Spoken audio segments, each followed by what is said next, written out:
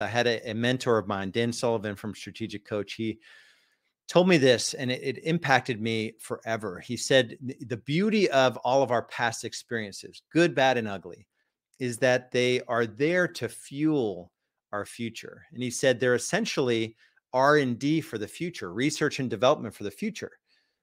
It doesn't matter what's happened to this date, what your financial picture is right now, what your physical body is, what your relationships are, the state of your business and your bank accounts. It just matters that you're drawing a line in the sand. You're looking back on all those experiences, the good, bad, and ugly, and you're deciding today to change things for the future.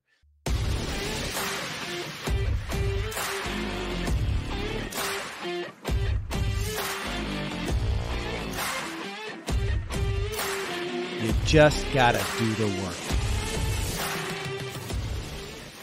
Welcome back, real estate business builders. Lars Hedenborg here, the founder of Real Estate B School. Today, we're going to talk about my secret to unlimited energy and production. And I want to go through my routines, and I'll say this from the start. It wasn't always like this. So this is a little bit, me looking back, and I've been in real estate since March 2007 is when I first started producing in real estate. I started Real Estate B School in 2013, helping others grow and scale their businesses. And I've learned a lot over the years. Personally, I've seen our members succeed and oftentimes succeed and many times fail in different areas of their life. So this is me taking all of that, the good, bad, ugly of my own journey and others, and kind of preaching a little bit because I would go back in time. If I could go back in time, I would do things a little bit differently. So this is me sitting here today, knowing what I know now, how I would, harness the level of energy so that I could produce at levels even more than I did back in those days.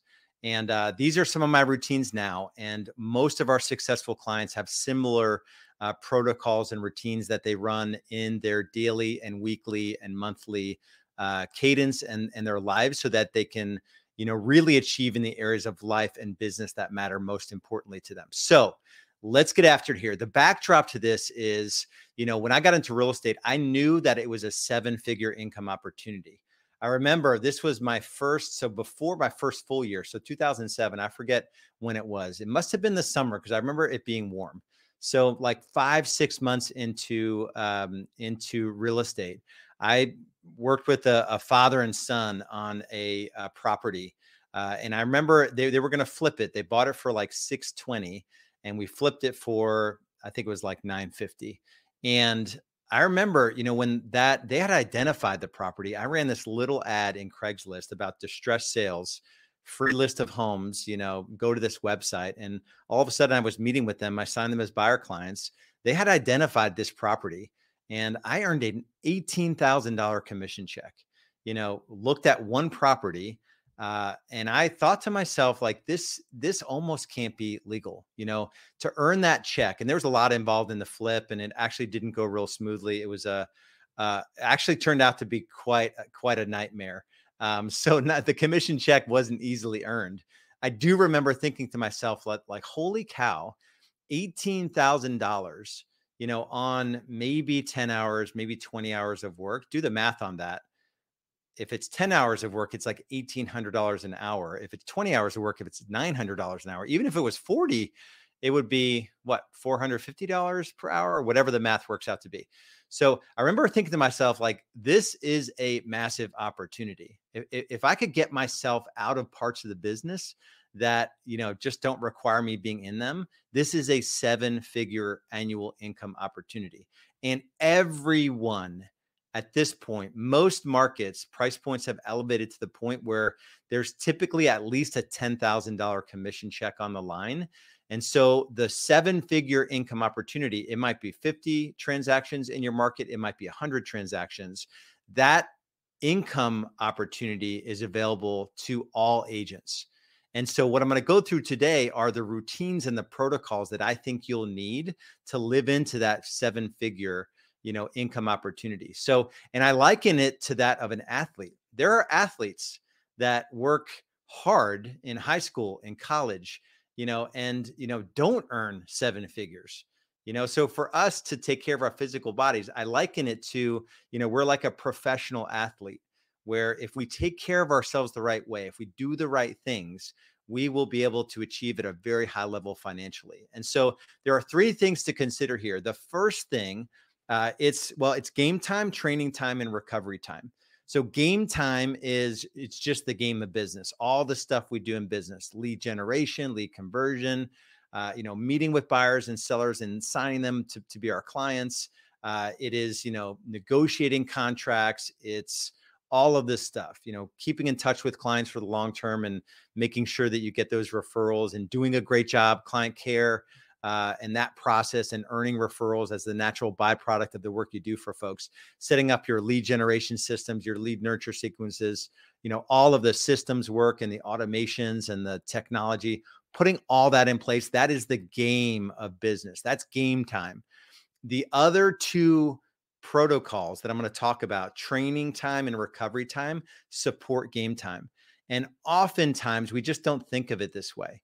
We don't make time to train or to recover, and we're just completely consumed with the game of business. And then we go from the game of business to the game of life, and we're always in game time, and it's constant burnout.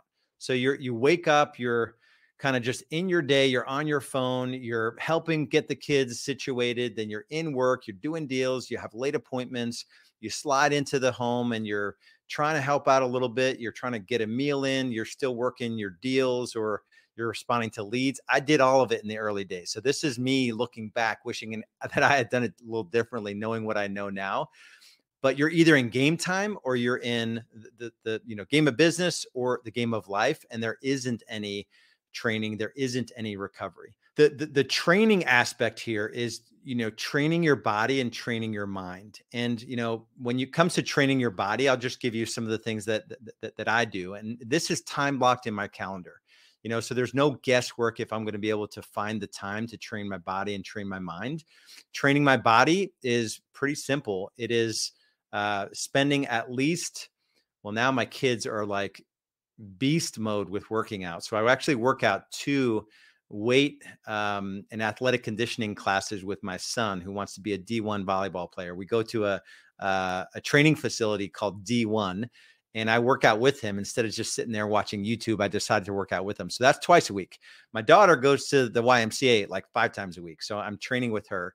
And then I lift weights with my wife 3 times a week. So I'm training my physical body quite often. In terms of training my mind, I'm just going to pull up some notes here so I don't lose some of these. In terms of training my mind, this is all the reading and stuff, listening. So I start my day, in the Word. I'm a believer. Reading the Bible, devotionals, podcasts, podcasts that feed the game of life or feed the game of business. I am guilty as charged with watching probably too much YouTube. There are really good people that I follow in life, in business, in productivity, in wellness, all of this stuff, right? I'm constantly learning and putting myself in a situation to learn. So with YouTube and podcasts and whatnot. So ask yourself, are you training your mind on a consistent basis? And are you training your body on a consistent basis? I also do a lot of high intensity interval training. I have a tonal and I have what's the other tread, Peloton. I've got a Peloton tread. I've got a tonal workout machine here. So I'm constantly doing their boot camps, which is the high intensity interval training workouts. So now it comes to recovery.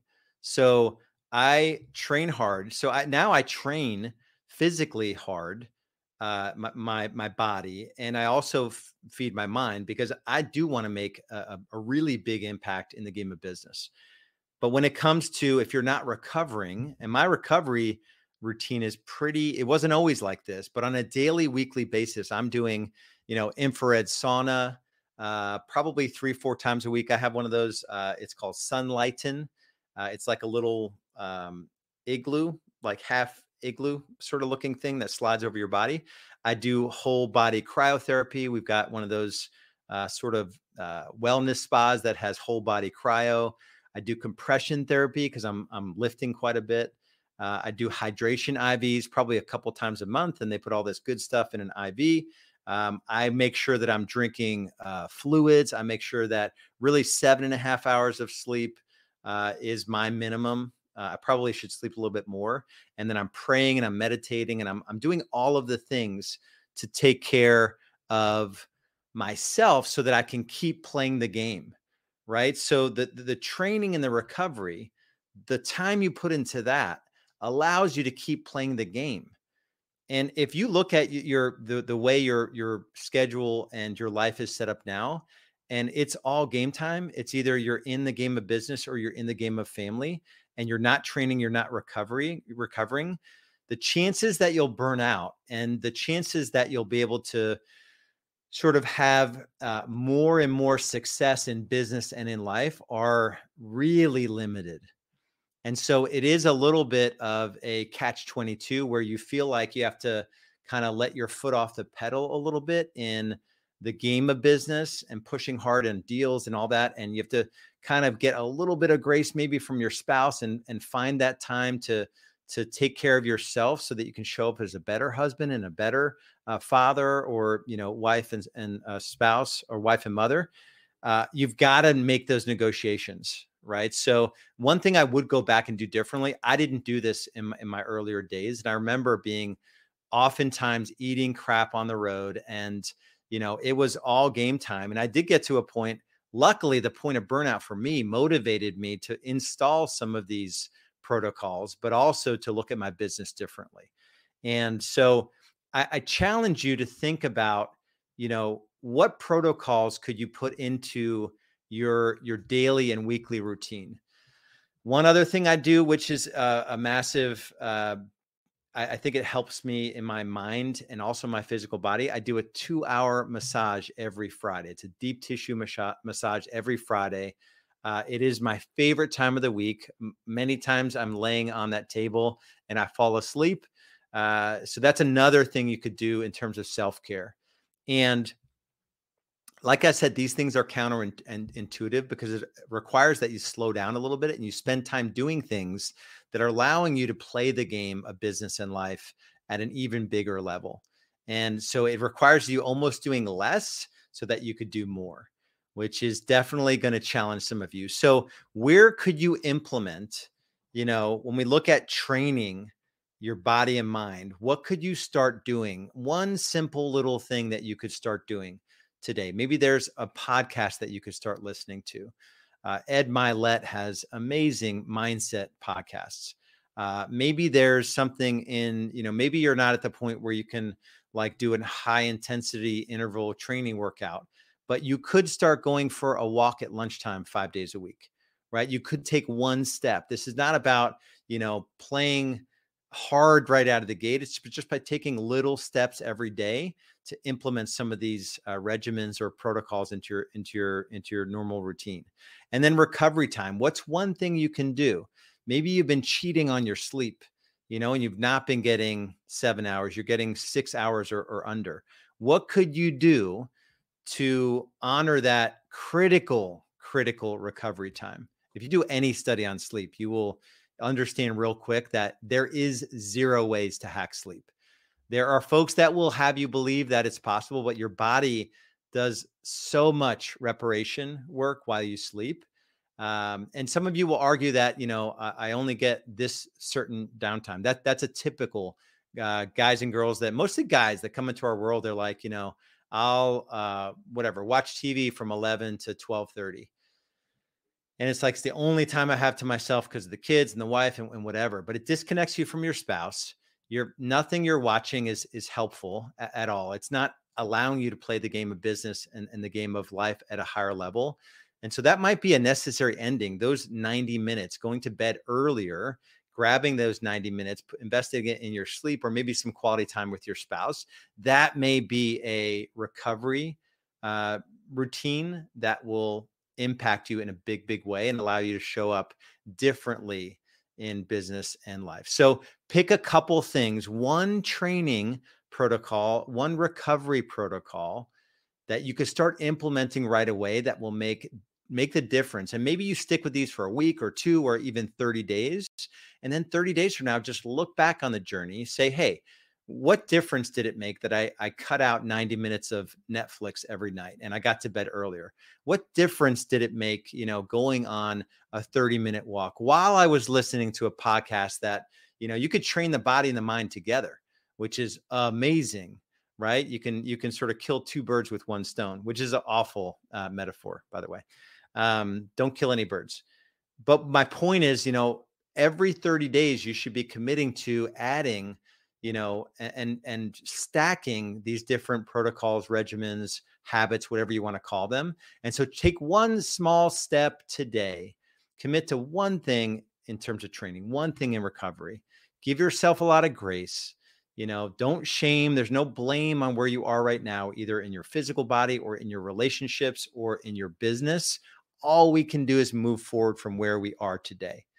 I'll end with this. I had a mentor of mine, Dan Sullivan from Strategic Coach. He told me this, and it impacted me forever. He said, the beauty of all of our past experiences, good, bad, and ugly, is that they are there to fuel our future. And he said they're essentially R&D for the future, research and development for the future.